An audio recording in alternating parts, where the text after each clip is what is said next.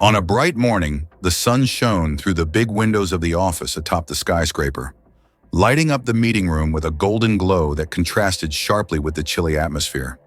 At the head of the long glass table sat Kwame Owusu, 50 years old, his face etched with lines from countless negotiations and sleepless nights. His brown eyes, once full of excitement, now appearing dull, reflecting the apathy that had taken over his spirit. "Gentlemen, the numbers for the last quarter are excellent," said Yao, the CFO, with a pleased grin. "Our profit has gone up by 15%, and the predictions for next year are even more encouraging." Kwame nodded without real feeling, drumming his fingers on the cold surface of the table. The talk around him blended into a dull hum, words like takeover, growth, and market floating in the air like empty balloons. "Kwame, any remarks?" The voice of Naomi, his assistant, pulled him back to reality. He cleared his throat, adjusting his silk tie. "Great job, everyone. Keep it up," he answered, the words leaving his mouth in a routine way, a rehearsed grin briefly touching his lips, but never reaching his eyes. As the meeting pushed on, Kwame found himself watching the faces in the room, men and women in pristine suits, all so similar in their non-stop quest for more. More money, more power, more rank. It was like looking into a warped mirror of himself, and the sight left him uneasy. At last, after what felt like an eternity, the meeting ended. Kwame stood, shaking hands and passing around empty smiles. "Fantastic presentation, Yao." "Wonderful ideas, Edouard." Typical phrases he repeated with no real thought. Alone in his office, Kwame loosened his tie and sank into the leather chair, his gaze wandering over plaques, certificates, and photographs of handshakes with famous people and leaders, symbols of triumph that now seemed so hollow. His eyes lingered on a small photo frame on a shelf. He stood, picking it up and feeling its familiar weight in his hands. In the picture, a boy of roughly 10 grinned wide, his hair unkempt, his face smudged with dirt, and behind him stood a modest house and a tall baobab tree. Kwame brushed his fingers over the photo, a wave of longing washing through him. "What do you think, Kwame?" he murmured to himself, calling himself by the nickname he had not heard in a long time. "Look how far we've come." Yet the real question thrumming in his head was something else. At what cost? Kwame set the photo back on the shelf and walked to the window. Below, Lagos pulsed with a tapestry of honking cars, sirens, and the constant hum of millions on the move. He leaned his forehead on the cool glass, feeling more alone than ever in this city that never seems to sleep. His phone vibrated, pulling him back to the present. A note from Naomi. "Don't forget dinner with the investors tonight. Mama Abina's restaurant at 8 p.m. Kwame sighed deeply. Another dinner, more forced smiles, more hollow chatter about wealth and strength. The very thought suffocated him. Impulsively, he dialed Naomi. "Cancel my appointments for the next 2 weeks," he said the moment she picked up. "But Mr. Owusu, what about tonight's dinner?" "Cancel everything, Naomi," he cut in, his voice decisive. "Tell them it's a family crisis. I'm taking a break." A short pause followed at the other end. "I see, sir. Shall I arrange the private plane?" Kwame hesitated. "No, that won't be needed. I'm driving." "Driving?" Naomi's surprise was evident. "Where to, if I may ask?" Kwame glanced back at the photo on the shelf, a small hint of a smile forming on his face. "Home, Naomi. I'm going home." He ended the call, then started packing a small suitcase with simple, comfortable outfits, a stark contrast to the high-priced suit he wore each day. In the bottom drawer, he discovered an old faded cap featuring the Eagles emblem. He put it on, staring at his reflection in the mirror. For a split second, he saw the boy in the photo, brimming with hopes and aspirations. "It's time to meet you again, Kwame," he whispered. He left the office without glancing back, ignoring his staff's startled looks. Once in the elevator, he pulled off his tie and tossed it into a trash bin, a symbolic gesture that made him feel unexpectedly lighter. In the underground parking facility, he passed his collection of lavish cars, walking until he reached a 1975 Peugeot 504 hidden beneath a dusty cover. He had not driven it in ages, but always kept it meticulously maintained. Removing the cover unleashed a flood of memories. The scent of the leather, the gleam of the dash, all of it transporting him to a simpler, more genuine era.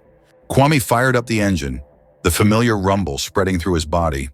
Grinning in a way he had not done for a long time, he drove out of the garage and steered into Lagos traffic. As the skyscrapers receded in his rearview mirror, Kwame sensed a heavy burden fall from his shoulders. The open road called out to him, inviting him forward, full of possibilities. He had no clear idea what he would discover in his hometown. Maybe disappointment, maybe redemption. But for the first time in years, he felt alive, eager for the unknown. The sun began setting as Kwame crossed the third mainland bridge, leaving the city behind. The glowing lights of Victoria Island shone in the distance like stars on Earth. Kwame stared into the rearview mirror, watching the place he had called home for so long vanish slowly. "Goodbye for now," he murmured, equal parts relief and worry in his voice. The road stretched on before him, like an offer to start anew. Kwame switched on the radio, an old country tune flooding the car. For the first time in years, he allowed himself to sing along, off-key and unrestrained. The Peugeot roared along the highway, taking Kwame toward his past, and maybe toward a fresh future. Night was coming, but for Kwame, it felt like the day was just beginning. The afternoon light painted the sky with gold and pink tones, a gentle radiance falling across Kifalaka's central square, a small town in eastern Africa that Amina Dogo called home. Typically quiet, the place was filled with life that Saturday. Bright tents dotted the well-kept lawn, and the air was infused with the sweet aromas of cotton candy and freshly popped popcorn. Amina Dogo, 25, stood atop a small makeshift stage, her brown eyes glimmering with eagerness as she observed the gathering crowd. Her dark hair was gathered in a loose bun, stray strands framing her freckled face. She wore faded jeans splashed with paint and a white shirt emblazoned with the words "Art for Everyone" in vivid letters. "Welcome, everyone," Amina said into the microphone, her voice filled with a contagious energy. "I'm overjoyed to see all of you here today for our very first community art festival." Applause broke out, and Amina felt a surge of pride and thankfulness. This event was the result of months of preparation, late nights, and countless cups of tea. Every stressful hour and every second of worry had paid off just to see everyone gathered to celebrate creativity and art. "As you know," Amina went on, "our Colors of Kifalaka project has worked tirelessly to bring more art and culture to our town. Today, you'll get to enjoy the tremendous talent right here in our own backyard." While speaking, she gestured excitedly toward the various tents featuring local artisan pieces. There were vibrant paintings, captivating sculptures fashioned from recycled materials, handcrafted jewelry, and even a glass-blowing demo. "But this is only the start," Amina stated more seriously. "Our next big goal is to breathe new life into the old cinema on Main Road. We want to transform it into a community art center, a place where everyone can learn, create, and show off their ideas." A low murmur of approval arose from the crowd, though Amina noticed some doubtful faces too. She was aware not everyone was on board with her plans. Some deemed art a luxury, while others feared any changes would upset the tranquil life in Kifalaka. "I know some of you question this project," Amina admitted in a gentle tone, "but I truly believe art can bring people together, help us see the world differently, and, above all, give us hope and direction." At that instant, Amina noticed movement in the crowd. A cluster of older men, led by Abdul Karimu, who ran the local hardware store, was making their way toward the stage. Abdul, a large man with silver hair and a thick mustache, was well known for his traditional views and vocal criticism of most of Amina's endeavors.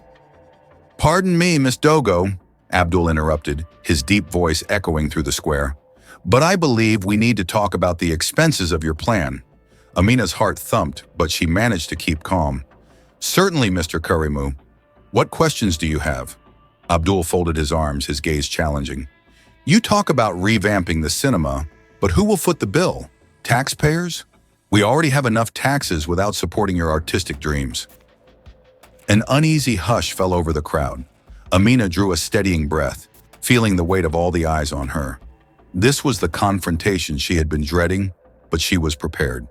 "Mr. Karimu, I see why you're concerned," Amina started, her tone controlled yet resolute.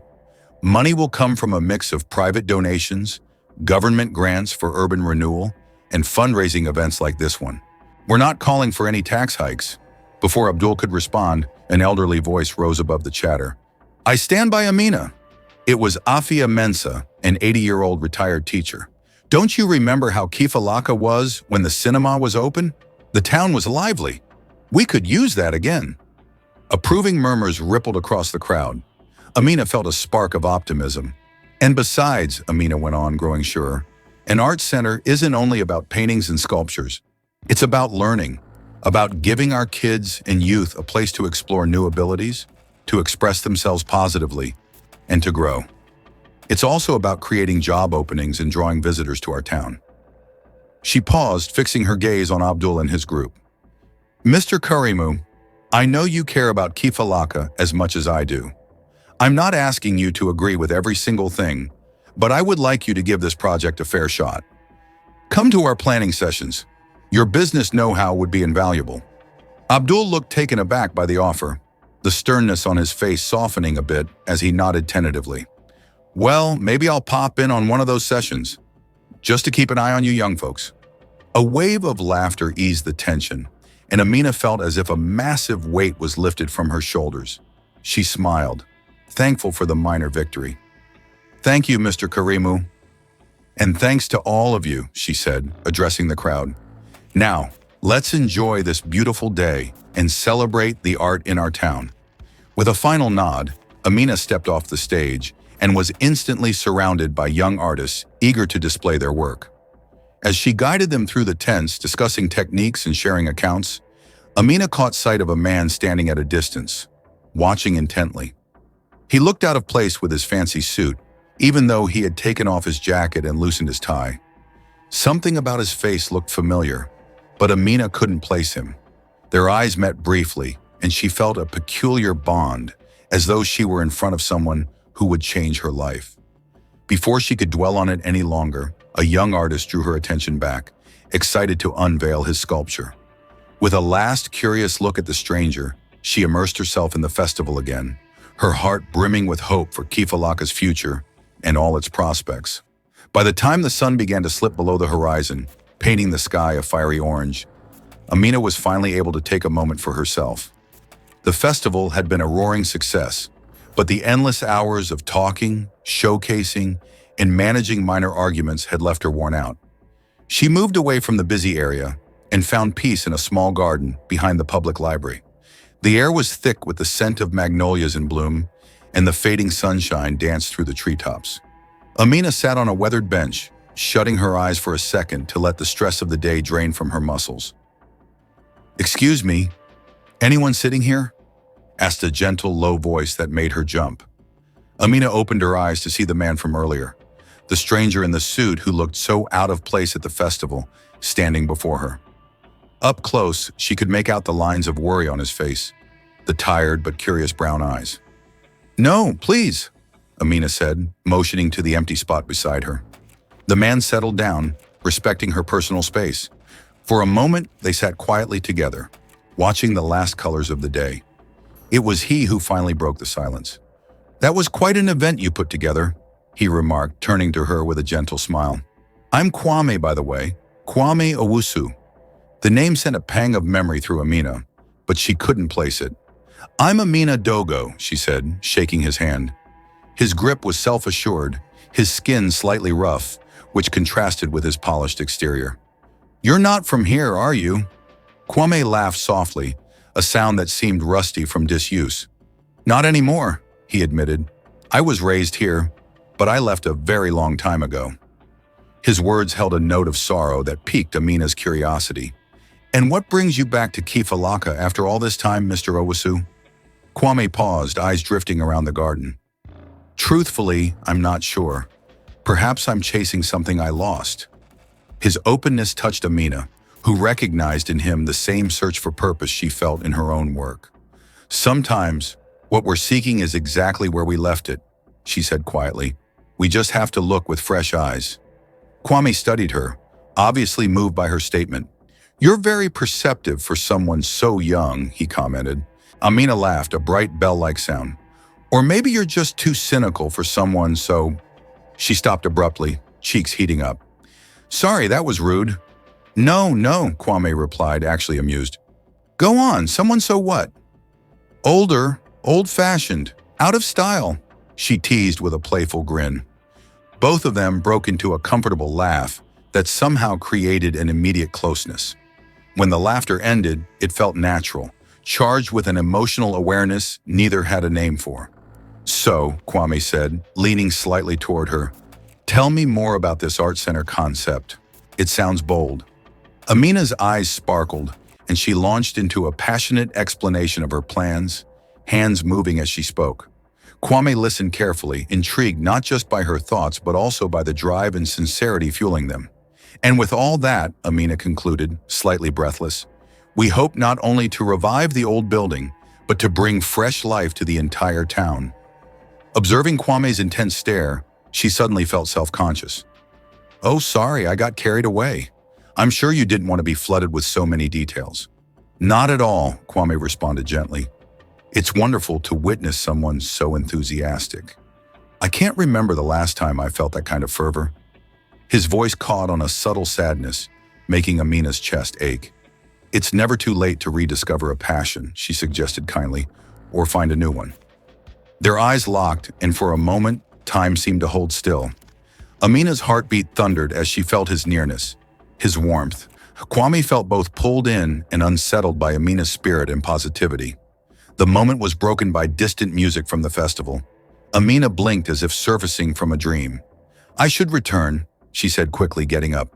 They still need me to help take down the tents. Kwame rose too, seeming somewhat uneasy. Right, I wouldn't want to keep you. It was great meeting you, Amina.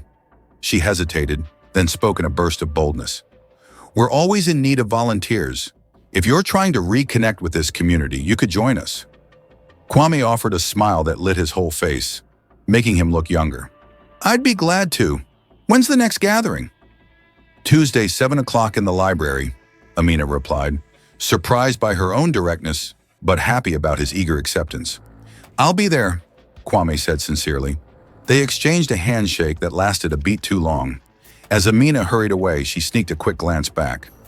Kwame was still standing there watching her, a solitary silhouette under the darkening sky. Back at the festival, as Amina assisted the volunteers in dismantling tents, her mind wandered far away. She couldn't stop thinking about Kwame, the strong yet gentle presence, the unusual spark she felt when they spoke, and the sense that they were each searching for something bigger than themselves. Kwame also remained in the garden for several more minutes, letting their recent talk soak in. For the first time since returning to Kifalaka, he sensed a glimmer of hope, or maybe the promise of a fresh start.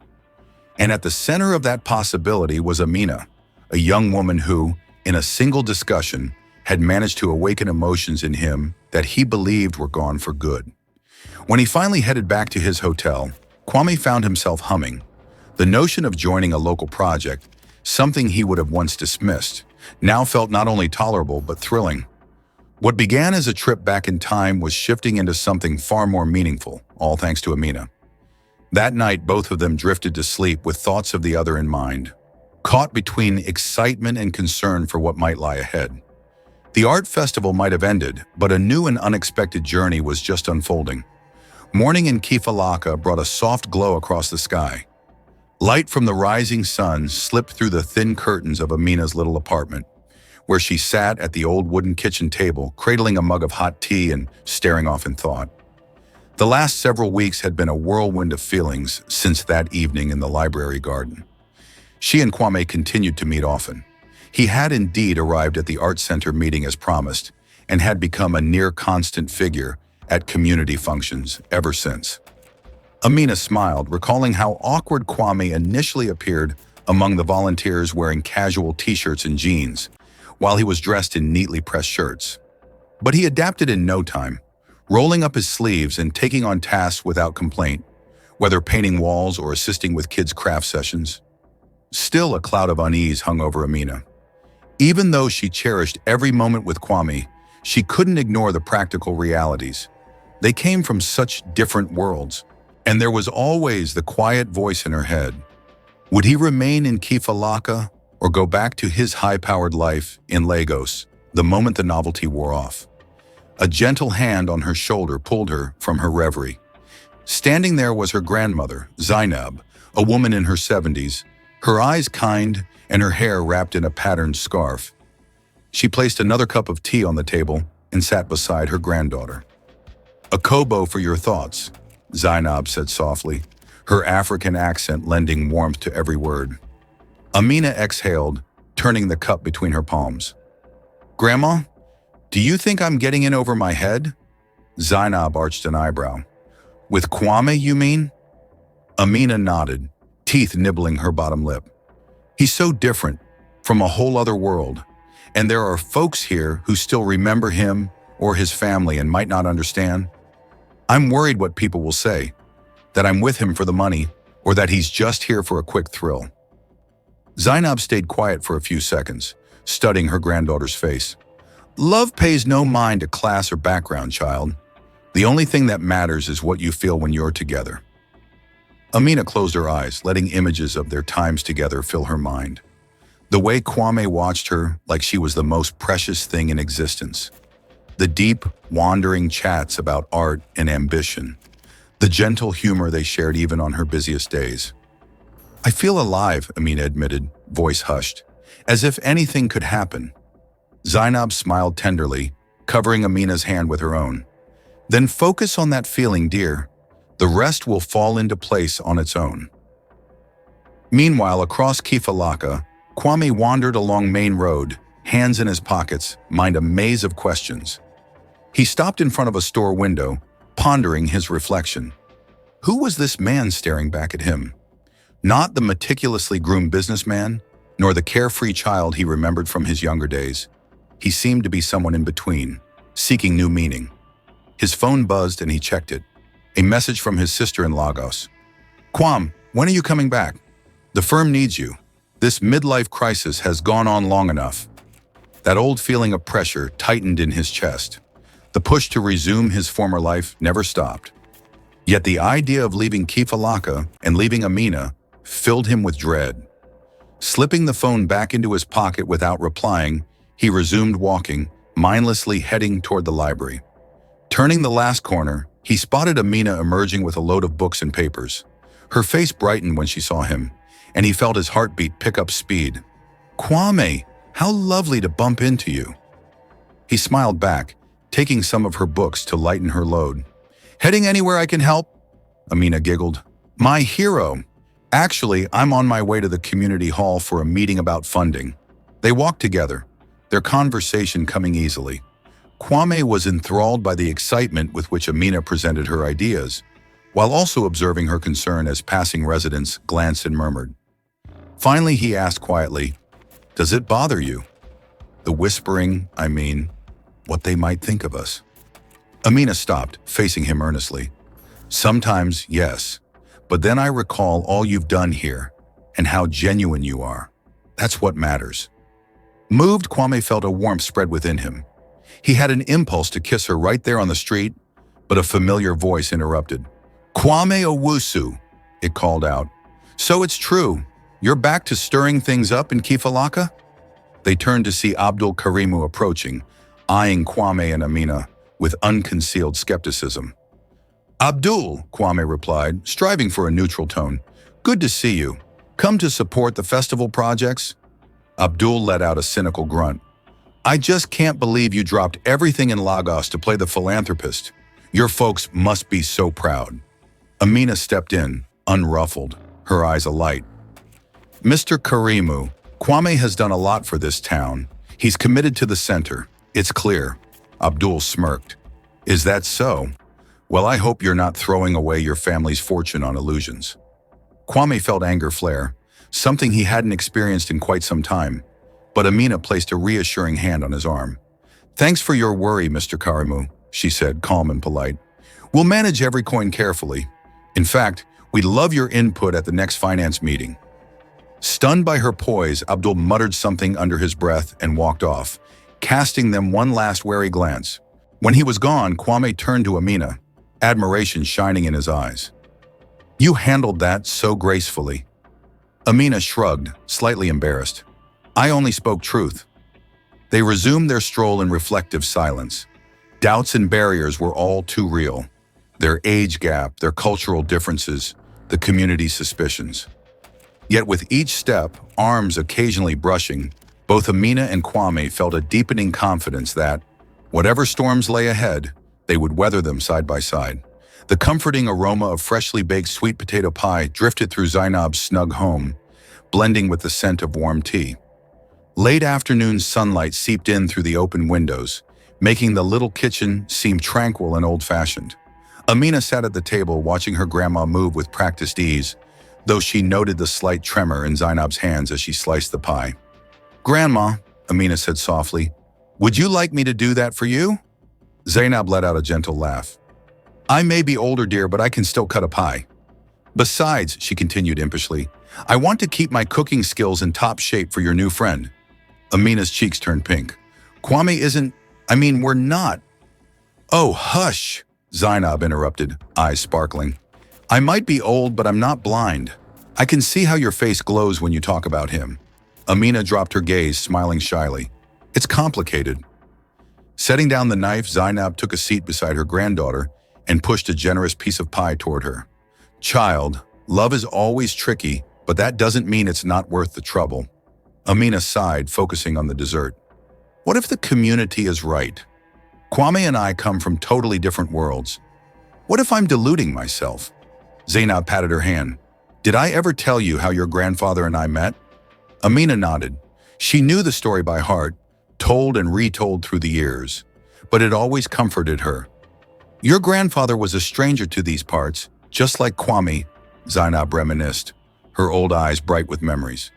"He came to build the main bridge. Everyone said I was silly to get close to him, that he'd leave the moment the bridge was done. You know what he told me? 'Zainab, dear, if I wanted to listen to everyone else's thoughts, I'd have gone into broadcasting, not bridge building.'" Amina laughed, picturing the grandfather she never met but always felt was near. "And I guess he never did leave?" "He stayed," Zainab affirmed with a grin, "and we built a beautiful life." She placed a wise hand over Amina's. "Remember, dear, love doesn't worry about outsiders' opinions. It only cares about how you feel with that person." Amina felt tears prickling at the corners of her eyes as gratitude for her grandmother's steadfast love filled her. "Thank you, Grandma." In another part of town, Kwame found himself gazing at his own reflection in a shop window. This particular morning, though, he had reason. He was on an errand, an invitation from Amina's grandmother. His palms were damp and he couldn't recall the last time he had been so nervous.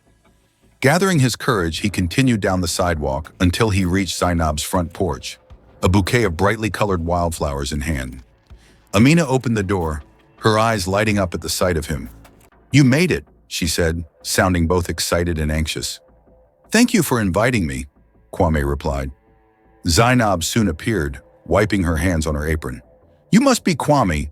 So nice to meet you. Come on in. I've just made some pie." The afternoon passed in a sweet blend of laughter, personal stories, and good-natured banter. Zainab enthralled Kwame with tales of old Kifalaka, while he shared glimpses of his life in Lagos, the travels and the grueling corporate world he had abandoned. All the while, Amina looked on, her heart swelling with love for both her grandmother and the man who had so unexpectedly come into her life. After dinner, as Kwame got up to leave, Zainab wrapped him in a tender hug. "Thank you for joining us, dear. You're welcome anytime," she said. "Take good care of my Amina." Kwame promised he would, and his voice caught slightly. Amina walked him to the door. Under the moonlight, they exchanged a gentle kiss goodbye, her grandmother's watchful but approving gaze following them from the kitchen. Once Kwame was gone, Amina found Zainab smiling knowingly. "Well, child?" she asked. Amina couldn't hide the joy radiating through her. "You were right, Grandma," she whispered. Zainab chuckled. "I'm an old woman. We usually are." As they prepared to sleep, Amina reflected on the evening, her grandmother's advice, and the bright future she felt waiting.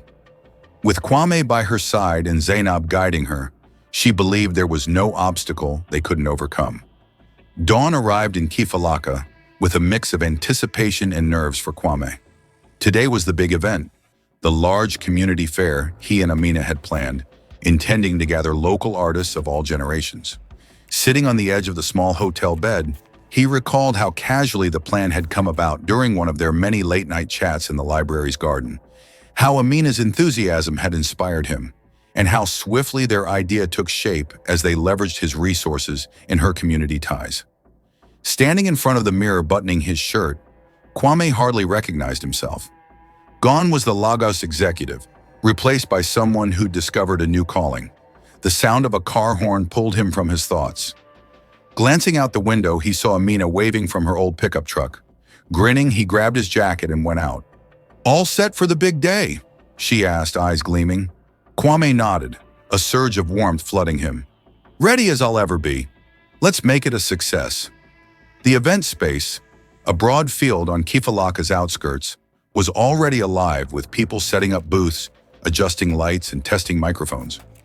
Not 5 minutes passed without someone calling for Kwame to handle a sudden crisis, whether a broken cable or a panicked performer. He was helping to fix a shorted speaker when he noticed a small group of men standing near the main gate, with Abdul front and center, arms folded and an uncertain frown on his face. "If it isn't the great Kwame Owusu," Abdul said sarcastically. "Kifalaka's newest hero, huh?" Kwame felt a flicker of tension but remained composed. "Afternoon, Abdul. Glad to see you came to check out the fair. Lots of good art and music here." Abdul moved forward, eyes narrowing. "I only came to see what you're up to. You appear out of nowhere after years away, throwing money around like confetti. What's your angle?" Kwame took a deep breath, noticing the other men watching closely. Briefly, he felt like he was back in a corporate boardroom, defending a business plan. "Abdul," he replied with restraint, "I assure you there's no angle. I realize that money and prestige didn't fill the emptiness in my life. This place, these people, this cause, they give me reason to get up in the morning." The lines in Abdul's face softened a bit as a small voice suddenly interrupted. "Mr. Karimu, look what I painted." It was a girl, about 10, holding up a colorful picture. "It's your hardware shop," she said shyly. Abdul's stern facade melted as he squatted to inspect the child's artwork. "Well, that's splendid, sweetheart. You have real talent." Kwame watched, moved by the power of this moment, how the arts could forge connections far stronger than arguments. Standing up, Abdul cleared his throat and studied Kwame again, though with less hostility this time. "Maybe I jumped to conclusions," he muttered. Kwame extended a hand. "Then how about a clean slate? Join us, see what the fair has to offer, see all of Kifalaka's creative potential." Abdul paused, then took Kwame's hand. "Sure, suppose I can take a look around." Off he went with the little girl trailing behind, leaving Kwame with a grateful smile on his face. A soft voice spoke at his shoulder. "You handled that perfectly." It was Amina, eyes full of pride. Kwame gently took her hand. "We managed it together. I wouldn't even be here if not for you." She gave a joyful laugh, and they walked through the fair together, greeting volunteers, uplifting artists, and letting the blossoming sense of unity wash over them. By evening, with the sky dipped in pale orange and pink, Kwame took the stage for closing remarks. Gazing out, he saw the thrilled faces of people who had discovered hidden talents, reconnected with neighbors, and felt energized by creativity. He glanced at Amina, who smiled back, and his heart filled up. "Thank you all," he began, voice quivering with real emotion. "When I returned to Kifalaka, I was unsure of who I was or where I was headed. But here, working alongside all of you, neighbors, friends, family, I found the answers I needed." His gaze rested on Amina. "This fair is just the start. If we stand together, we can make Kifalaka a place that nurtures dreams for everyone." He stepped down to thunderous applause and was instantly embraced by Amina, who whispered, "I'm so proud of you." Over her shoulder, he saw Zainab smiling contentedly, and not too far away, even Abdul seemed impressed. It was then Kwame knew, beyond a doubt, that he was exactly where he belonged. The next dawn over Kifalaka brought with it a gentle breeze scented with flowering trees. Amina sat on her grandmother's porch, holding a steaming mug of tea and watching the sun slowly climb the sky. On the worn table beside her lay a letter, an acceptance to a top art program in Nairobi, a once-in-a-lifetime chance she had dreamed of for years. Yet the thought of leaving Kifalaka, especially now, filled her with confusion. She inhaled deeply, her memory roaming over all that had happened. The art festival, the launch of the community center, the hopeful faces of children introduced to painting or sculpture for the first time, and of course, Kwame. Before she could sink further into her doubts, Zainab quietly joined her, placing a kind hand on her shoulder. "You've heard from that school, haven't you?" Amina nodded, eyes on the letter. "Yes, Grandma. I was accepted, and the scholarship covers nearly everything. It's everything I wish for. But how can I just leave? All our plans, the center and Kwame." Zainab's voice was steady and comforting. "Roots give us strength, my dear, but wings allow us to fly. Kifalaka will always be your home. That won't change." Amina blinked away tears. "What if leaving means I lose what I've built here with the community and with him?" "If it's real love," Zainab answered gently, "distance won't diminish it, and time won't erase it. And as for this town, you've sown seeds that will keep growing, whether you are here or away." Just then, a familiar footstep sounded on the porch. Kwame stood there, holding a small bouquet of local blossoms, an uncertain grin on his face. "Sorry, am I intruding?" Amina stood, holding the envelope in trembling fingers. I got into the art program in Nairobi," she said, her voice shaking. Kwame walked closer. "Zainab told me, and I want you to know," he began quietly, "I'm behind you, whatever you decide." Amina looked up, tears welling. "But what about the center, the community, and us?" Kwame's own eyes glistened. "The center will go on. I'll see to that, or we'll find the right people to keep it alive. As for us, Nairobi isn't on a different planet," he said with a tender chuckle. "If what we have is real, we'll make it work. I won't hold you back from your dreams." Overwhelmed by emotion, Amina flung her arms around him, feeling his strong embrace. "I'm going," she whispered at last. "I can't pass this up." Gently, Kwame pressed a kiss to her brow. "I know, and I'll be here when you return." Zainab joined them with teary eyes, enveloping them both in an embrace. "Fly high, child, and bring those new colors back to Kifalaka." The following weeks were a whirlwind of packing and goodbyes. When the day came for Amina to depart, the entire town turned out to send her off, organizing a final gathering at the half-renovated center. Despite the sadness of farewell, there was a strong undercurrent of pride and promise.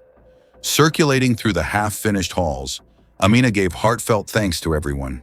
Finally, she found herself alone with Kwame near a mural that read, "Art for Everyone." She traced the letters softly with her fingertips. "I'll come back," she said, voice unsteady. "Kifalaka is my anchor. I'm not leaving forever." Kwame held her close. "I know," he answered, eyes filled with trust. The following morning, in the early sunlight, Amina set off. Looking back from the vehicle as Kifalaka faded away, she spotted Kwame and Zainab waving from the porch. Though sadness clutched her chest, her heart still brimmed with faith. Faith that she was doing the right thing. Faith that love and community would bridge any gap.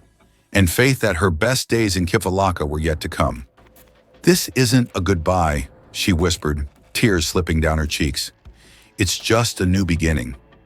If this story moved you, please remember to hit like and feel free to use the super thanks button below to directly support the channel and help create more beautiful content.